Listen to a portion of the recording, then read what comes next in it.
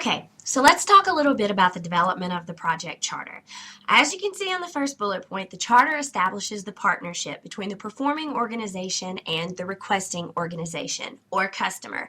As we've already discussed a lot up until this point, customers can be internal to your organization. It can be your information systems function developing a system for some other functional area or multiple functional areas, or you can be developing a new system for an external customer, someone that you're contracting with.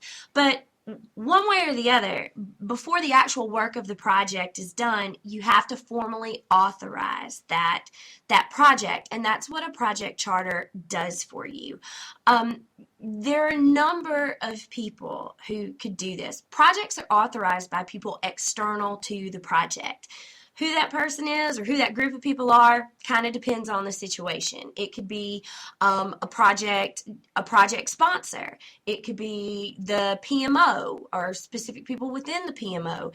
If you have an organization that has a project portfolio steering committee who makes the decisions about which projects get the green light and how they're prioritized, those could be the people who make the decision.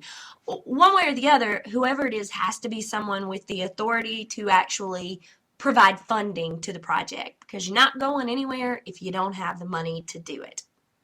So you create the project, and when whoever that person is who can give it the green light gives it the green light and they sign off a physical signature on the project charter, then your project is ready to enter into planning and is formally going to be something that is going to be performed by your organization. The only output of the developed project charter process is the charter itself. When you're done with the charter, you should have a document that documents the business need for the project, some sort of your current understanding of what the customer's needs are, and how the project, the outcome of your project, how your proposed product, service, or result that will be the outcome of your project is going to meet that customer's needs. That's what a project charter should contain.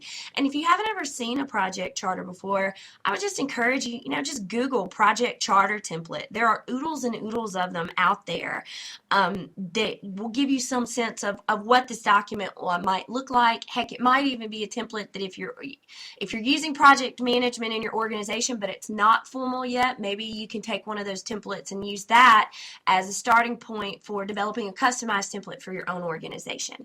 So that's the basic overview of the develop project charter process.